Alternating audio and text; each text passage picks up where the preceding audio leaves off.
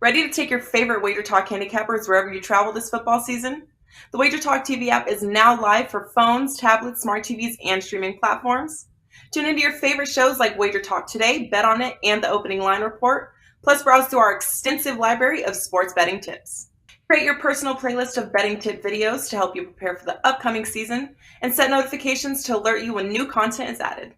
Download the app for Apple, Android, Amazon, and Roku devices by searching for WagerTalk TV, or scan the QR code on your screen to join the winning conversation today.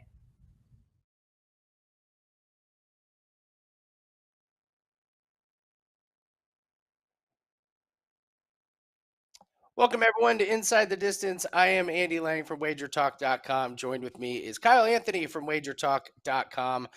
Shout out to Matt Qualis. He has the flu, so unfortunately he's not going to be joining us this week.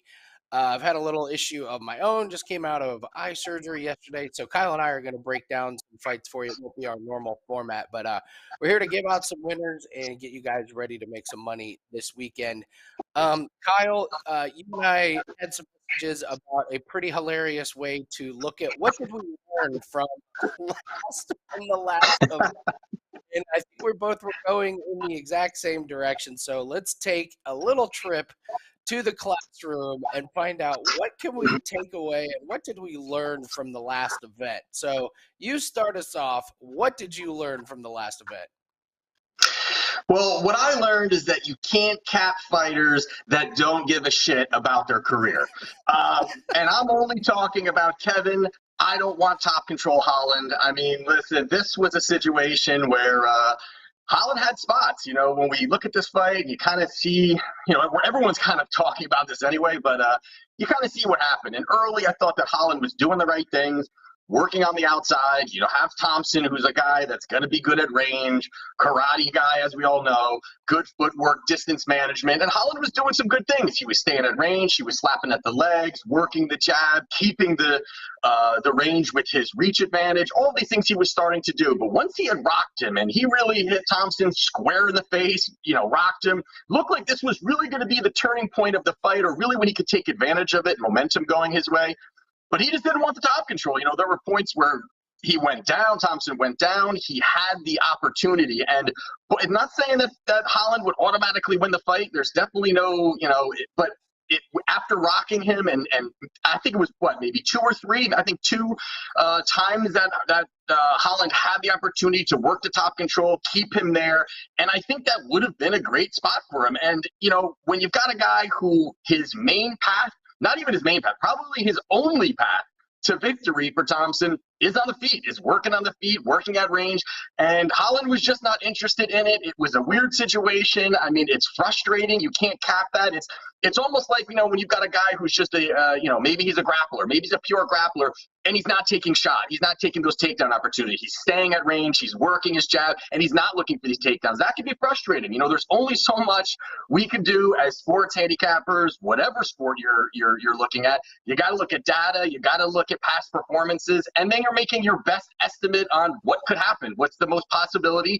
And then you're looking at line value. So there are those things, but he wanted to be, you know, an ego, I think, got in his way a little bit. I think some of those things where he wanted to stand and maybe knock out Thompson, but he wants to be this exciting fighter and, you know, and put on a show or whatever it is. Like a guy like Michael Chandler puts on shows. You know, he's a guy who's going to go in, he's going to bang anywhere the fight is. Poirier puts on shows. He's going in there, he's swinging. I thought it looked sloppy. Then he broke his hand, you know, later in the fight, and then was desperate for takedowns. So it was just stupid. I mean, you heard Michael Bisping this week talking about it, saying it's a massive mistake in his career and what he can do, but it's frustrating. It would have been a profitable night. Obviously, like, not saying Holland would definitely have got the victory, but boy, he would have been on his way if he took advantage of those. So shitty stuff, but you can't cap a guy who doesn't care to win.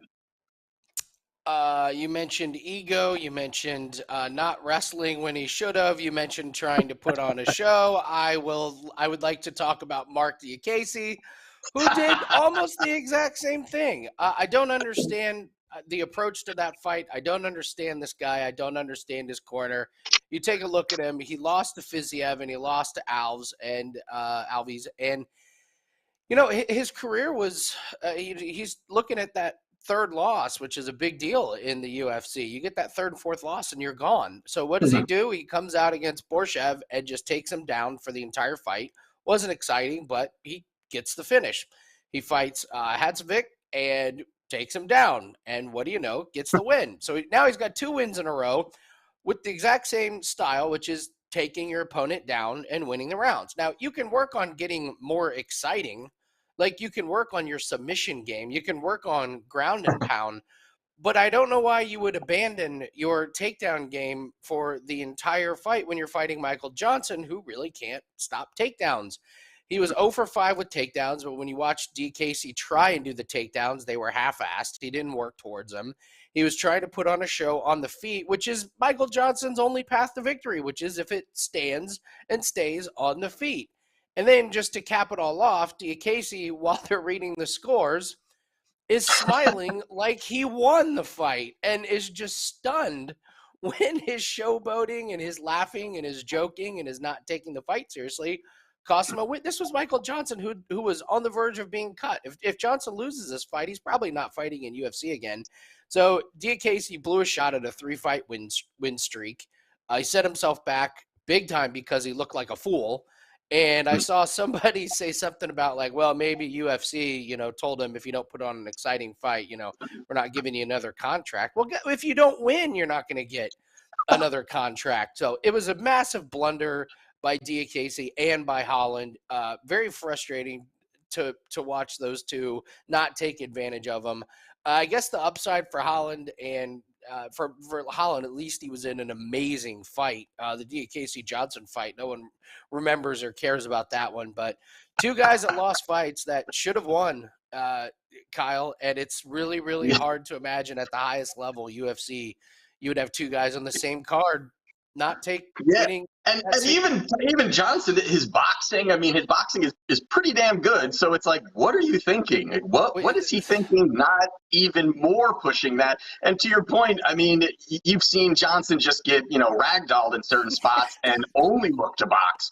So, it was stupid on his part, but did someone in the UFC say, hey, have a, competitive fight? I honestly don't think anyone in the UFC is like, hey, Mark, we have such big plans for you.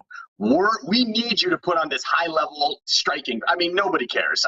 Casey's a good fighter, no doubt. He should have easily won that fight. But, again, a stupid stylistic decision that ruined both of those guys. I still stand by my point that I would make the greatest cornermen in the history of UFC because I would not let fighters do some of the things that we see them do. So, all right, guys, we're going to get into breaking down some fights. Kyle Anthony has a 5% play that is up at WagerTalk.com. He does not post very many of these, so when he has one, go get it. Go get it now at WagerTalk.com. We normally go through a bunch of different fights. We're just going to go right into the main event, Kyle. This is a main event that has come about because of some very odd circumstances, but we have a very interesting stylistic fight. So why don't you start talking about the main event? What can we expect, and where do you think this fight is going to end up? Yeah, we were all going to be treated at the end of the year with part 2 of Yuri versus Glover. I was excited about it just as much as everybody else is. Plus, last time I had Glover, what was it, plus, if I can remember, plus 170, 60, somewhere in there. Love the plus money there. And that was one of those fights where you felt like you won and lost about 10 different times. I was like, oh, Glover's got it, it's over. And all of a sudden I'm like, what? Glover's about to lose. Oh, Glover's got it. Such a great fight. Sucks we're not going to see it, but we do have a title fight here. Magomed Ankalaev versus Jan Blachowicz here. If you look at the line right now, it's minus 280 to minus 300 right now for Magomed, and the comeback is on Jan is about plus 280, plus 270 here. And both these guys are elite level guys. They're well-rounded. They really do everything good. They're on the ground. They can, have jiu-jitsu. They are standing. They both can strike. They both can put on either a good pace or be very patient at that spot too here. And one of the bigger things, if you're looking at this, is really going to come down. The first part is to experience. One thing is for sure is Jan has massive experience, double the amount of experience that Jan does have. That Magomed does have, which is interesting. Plus the fact this is the first time that Magomed has been in a title fight. So there's a lot of things kind of going on here that I do understand why certain people may be saying, hey, Jan has a great chance here. Plus, you're putting in the fact that some line value here. I mean, plus 270 on a former champ that has fought some of the top level guys over the last few years. I mean, that's pretty impressive when you're looking at it. But if you look at like stylistically wise, I mean, I really think that Jan is overlooked at how good his striking is. I mean, the guy's technical. He can be very good in the pocket. He has power. And you've seen what he did even against Adesanya, where a lot of people kind of, when they remember that, they just think, oh, Jan took him down and held him there and controlled. He did in certain spots. He did when later in the fight, but he looked good striking with Adesanya. I mean, he was checking leg kicks, and I think that is a really big part of just his defense and kind of slash his offense, because after you're checking a bunch of those, it starts to really, deteriorate the leg of the opponent. You saw that's what happened with Adesanya. He kind of stopped wanting to throw the leg kick almost. He almost kind of was mixed in with how do I kind of manipulate this now? And a 3-inch reach advantage, for Jan. So there are those things. But with that being said, on the other side here is Magomed is an animal. I mean, I am a definite believer in him. You look at what's going on now, 39 years old for Jan.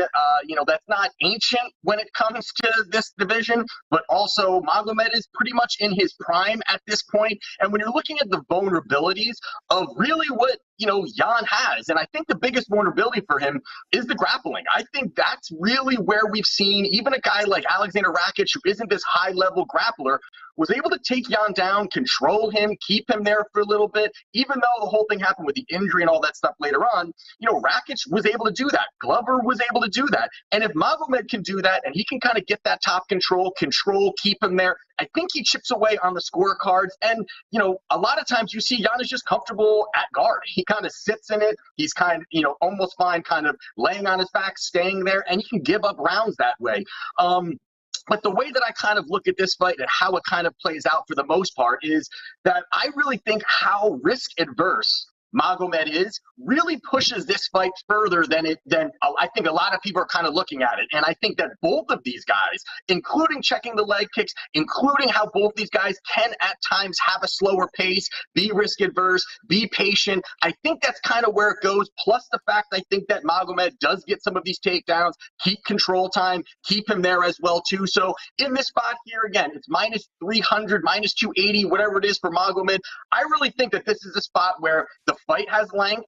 The fight is a lot closer than this line indicates. I think that Jan's going to have some spots in here where he's going to look good and win a round or two. But I really think for overall, it's going to be Magomed, his first title fight. Be very patient, be overly calculated. We've seen how he is. If a guy's hurt, he'll go for blood. But if not, I think, Jan is not an easy guy to put away. So I like Magomed via points. It's plus 250. I think that's a great path to victory for him here. I mean, yes, he could get him to the ground and tire out Jan and find a way to get the finish, but I think it's going to be a striking bout for the most part at range. So the plus 250 line via points on Magomed, I think is really, really good price.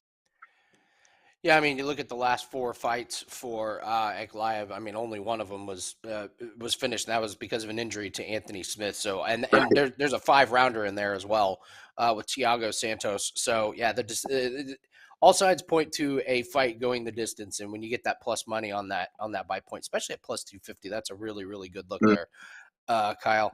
I'm going to break down I know the Contender Series fighters very well, so I'm going to go over some of these fighters and some of these fights. I think this is going to be a profitable strategy here, looking at some of these guys. For the most part, the Contender Series alum have not done very well in their debuts, although Cortez Acosta has been the lone exception. But I like some of these fighters. I think 3 of them win, maybe even 4.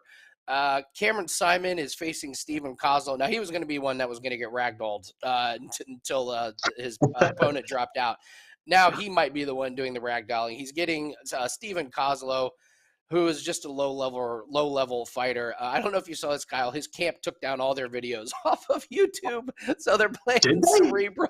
Yeah, they're playing cerebral games, trying to prevent people from finding film on him. What I do know about whatever he can do, right? What I do know about him is he goes for takedowns and submissions. For what film I've seen, he's fought absolutely nobody. So it's pretty low level. All of his fights have ended in the first round. So Simon's coming off a KO victory in Contender Series. He was getting beat up in the first round. He showed really good toughness, but he did eat a lot of kicks to the body. But his opponent slowed down, and Simon showed really good cardio, and he did not show any weakness, even though he was taking damage. And he ended up getting the KO and got the contract. I thought Simon was going to get really, really beat up before this last second replacement. Don't be surprised if Simon wins by KO. Kozlow's never been out of the first round in any pro fight. So if he doesn't get the sub in the first round, it's probably going to be lights out because Simon's going to have KO power for all 3 rounds. So if you're looking at Corey Simon, he's minus 380 to win. You maybe look at inside the distance on that one. Vinicius Salvador versus Daniel Da Silva. Salvador had one of the craziest Contender Series fights. He was a plus 260 underdog on Contender Series. He only had one fight like 2 years, so we didn't really know how he was going to perform. And as soon as the fight started, you knew he was game. And he was fighting a really good fighter in Shannon Ross. And Salvador knocked Shannon Ross out in round 2. It was very impressive. In my opinion, he should absolutely run through Daniel Da Silva. Da Silva's gotten finished in all 3 of his UFC fights. Kyle, he lost to Baby Fig. He lost to Figueiredo's younger brother by submission in a bizarre knee bar. You gotta mark that off. It's just, he got torn apart in his last fight by a guy who has no muscles. And Salvador's game, and Salvador's only red flag I have with him is he can get a little cocky in the ring. But if he doesn't, even if he does get a little cocky, he's going to knock Da Silva out. Don't be surprised if this is a KO in the first round. So I would look at Salvador, not necessarily on his odds or minus 250, but I would look for him to get the TKO. He's ended most of his fights by knockout. The most intriguing one might be TJ Brown versus Eric Silva. Eric Silva is kind of one of these guys like Chris Curtis where he's peaking later in his career. He's 35. You don't see too many guys graduate from Contender Series at 35. Easy win in his fight. It was a first round KO by ground and pound. He's a grappler, a really good grappler. He has tons of early finishes and submissions, but this is a huge step up in competition. Problem is, I just don't know what TJ Brown's upside is. Last 4 fights have gone the distance. I guess you could say Brown maybe has the advantage on the feet, but I'm just not really sure if he has any knockout power. I don't know if he has the grappling and submission game to overpower Silva. You're going to look and see Silva go for the takedown early and often. He's going to look for the submission. I just don't know what the cardio is going to be like for Silva. I would imagine it's probably fine. A guy that's made it this far is probably no slouch in the cardio. But if this goes 3 rounds, maybe we see Silva start to tire. It might be a good live bet. I like Silva in this one. I like these guys now, Kyle, that are in their early to mid-30s that are peaking. 20 years ago, you would never see a guy that peaked in his 30s. Now we're seeing it all the time. And I like the maturity that Silva showed. I just don't see any upside in TJ Brown. I think Silva has the upside here. And then the youngest UFC fighter on the roster, Hosas Jr. versus Jay Perrin. So Hosas, youngest fighter, this guy is a grappling and submission specialist. If he avoids big injuries, we're going to see this guy this guy's going to be around for forever. This is Hosa's biggest test. This is going to sound really strange, Kyle, but on Contender Series, the guy he was fighting was much older than him, and it felt like he was scared to hit him. There were multiple times where he could have just hauled back and clocked him, and he pulled his punches. When Hosas fought on Contender Series, Kyle, he was 17. He literally had to have his parents sign a permission slip for him to fight on Contender Series. So you can't tell me it's a little odd for somebody to fight a guy who literally needs his parents to give him permission. Jay Perrin's lost his 2 UFC fights. He is not going to be scared to haul off and smack this guy. Problem with him is I don't know if he can stop the takedown, and I don't know if he can stop the submission.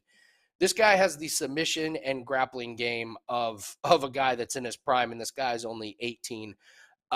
Perrin's going to try and keep it standing. I just don't think he can. It's not going to surprise me if Hosas wins by submission. And what was impressive in Contender Series, Hosas showed good cardio for somebody that young. He went 3 rounds. So Perrin's going to want it to stay on the feet. I just don't think he can.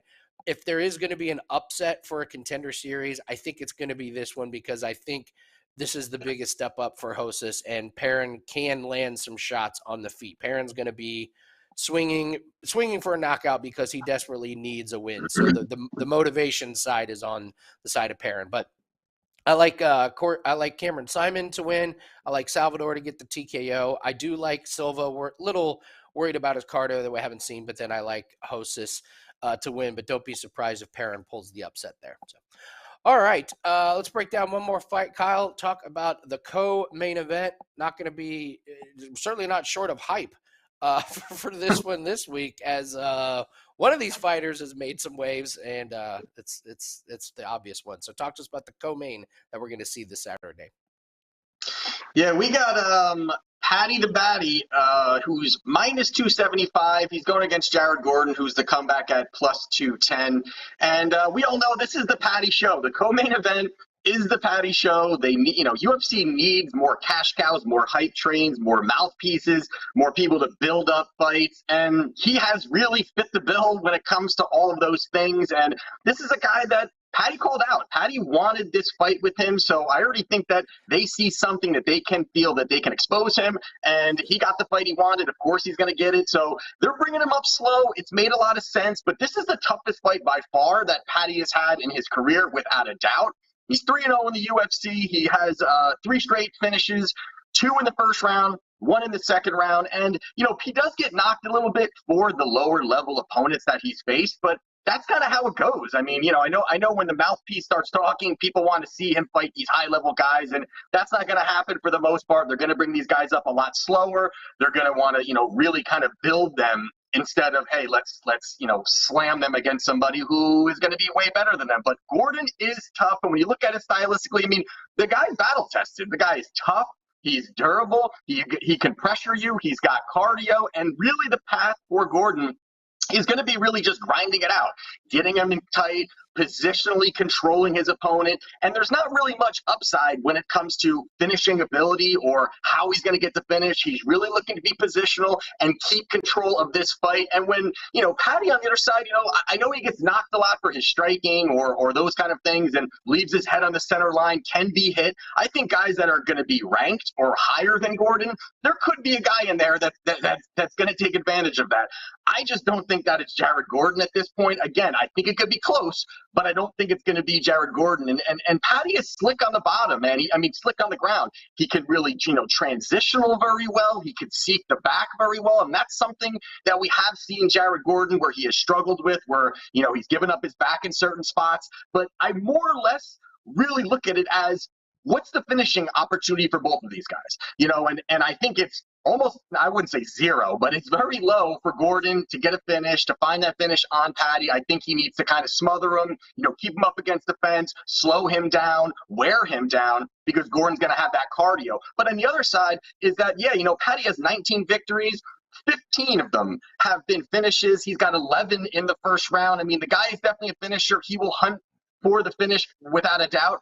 But again, Gordon is a battle-tested guy. He's not a guy that's just going to go away. And I really think that you're going to see some close exchanges, some close rounds. And, I'm not saying, who knows if Chris Lee or Sal D'Amato, whoever is going to be ringside there judging. But, any close fight and any close rounds are going to go to Paddy. So I think that's really where you can find some value in this fight here. I mean, again, a lot, stat-wise, you're seeing that Paddy does get these finishes, but this is such a big step up to a lot of the other guys that he's faced. And I think, again, Gordon is an experienced fighter, has fought the highest level. He's only lost 2 times since 2019, and it was to Grant Dawson, and Charles Oliveira. So he is not a guy that is just losing to a bunch of bums. He has beaten a couple of guys who are maybe a little bit lower level, but isn't losing to a bunch of cans. So I think this is a spot where it's going to be competitive. There's going to be competitive rounds. It's going to get close in certain spots, but I think Paddy does enough to win on the scorecards. I actually think that Gordon's gonna have enough to just last and be in there. I understand some people are taking Gordon on that plus money. I don't hate that spot either, but I do believe Paddy gets the victory. So for me here, it's minus 275 on Patty. I think this goes the distance at plus 350 for Patty. I think via points is the spot here. I think the value's there. I think that's his path here. And I got Patty going to a decision plus 350. Beautiful stuff from Kyle Anthony from WagerTalk.com. He's got a 5% play. Go ahead and grab that up there. Real quick before we go here, Kyle, Bryce Mitchell and Topuria seems to be kind of the people's fight. The one that probably has the most hype behind it. It feels like, believe it or not, Mitchell and Topuria, more people are excited than even the championship fight. I don't know. Can Bryce Mitchell hold down Topuria for 3 rounds? I wouldn't put it past him. I love that plus money on the grappler in that one. Yeah, it's such a good fight. I mean, both of them undefeated guys, undefeated in the UFC. The one thing here is that, Topuria, I just think that the striking – Topuria's really gotten good, is really sharp, I think, with his striking, and he's really elevated. Now, Bryce is going to be diving at legs. He's going to be doing that. He's going to push that pace. But on the ground, Topuria is pretty slick, too. He's going to be submission hunting. And, to be honest, I think that Topuria goes out there and gets the victory. And I think early, he's going to really seek this finish. That may be to his detriment. That may cost him the victory, but I really think Topuria goes in there and swings. He has great body shots that I think that's going to really start to chip away. But like you said, Bryce is a guy that he's got that strength to kind of ragdoll you down, keep you there. But taking down Edson Barboza, and controlling him, not the most exciting thing that we've seen, even against Andre Fili, who, I give him credit there, but, Andre's not a strong guy in the clinch, so I think it's going to be tougher for him to get him down and keep Topuria down, but absolutely one of the best fights of the night. Looking forward to that one. Also, I really like Chris Curtis against Buckley, and normally I see money coming in. I would have thought money would come in on the underdog on this one, but slowly the line on Chris Curtis, he's up to plus 140 right now. I don't know. Talk me out of it. Chris Curtis at plus 140 against Buckley. I've been back and forth on that one also. Like, I've kind of been like, maybe Chris Curtis. I was so down on his last performance. I know it was short notice and there was all these other things kind of going on, but I just think it's this being a standing bout. And I think the more explosive guy and the cleaner combinations, and maybe, both of them have some power to an extent, but I think Buckley, if I had to pick a side, I would say Buckley gets it. I just think that he really has been underwhelming in some of these spots. And even against Imavov, what was his last fight for Buckley? But yeah, he looked the best we've ever seen him look. So he lost to a guy who I think is really elevating and is a problem in the division. So I think this is a good kind of setup for Buckley. So if I had to pick a side, I would go Buckley here. Yeah, I think what I liked about Curtis was Curtis looked terrible against Jack Hermanson, but it was such short notice. I can't believe he actually took that. I can't believe he took that fight. It was after the fight that he stuffed 20 takedowns like a couple weeks before, and he was like, I need a break. So I wonder if people got a bad taste in their mouth from how Curtis looked in the last one, but definitely excited to check that one out. So we got an interesting card. We got a lot of Contender Series fighters coming and making their debut. We've got a championship on the line, and most importantly, though, we got some money to be made. Kyle Anthony has his 5% play up at WagerTalk.com. Go grab that immediately. Kyle doesn't release very many 5% plays, so whenever he has one, make sure you go grab it. So that's going to do it for us. Thanks, everyone, for joining us on Inside the Distance. Shout out to Matt Wallace. Hope you're feeling better, buddy. And the 2022 UFC season's wrapping up, but we're still here. We're going to be here next week to break down that event as well. Thanks, everyone, for joining us. We'll see everyone next week on Inside the Distance. Ready to take your favorite WagerTalk handicappers wherever you travel this football season? The WagerTalk TV app is now live for phones, tablets, smart TVs, and streaming platforms. Tune into your favorite shows like WagerTalk Today, Bet On It, and the Opening Line Report. Plus, browse through our extensive library of sports betting tips. Create your personal playlist of betting tip videos to help you prepare for the upcoming season, and set notifications to alert you when new content is added. Download the app for Apple, Android, Amazon, and Roku devices by searching for WagerTalk TV, or scan the QR code on your screen to join the winning conversation today.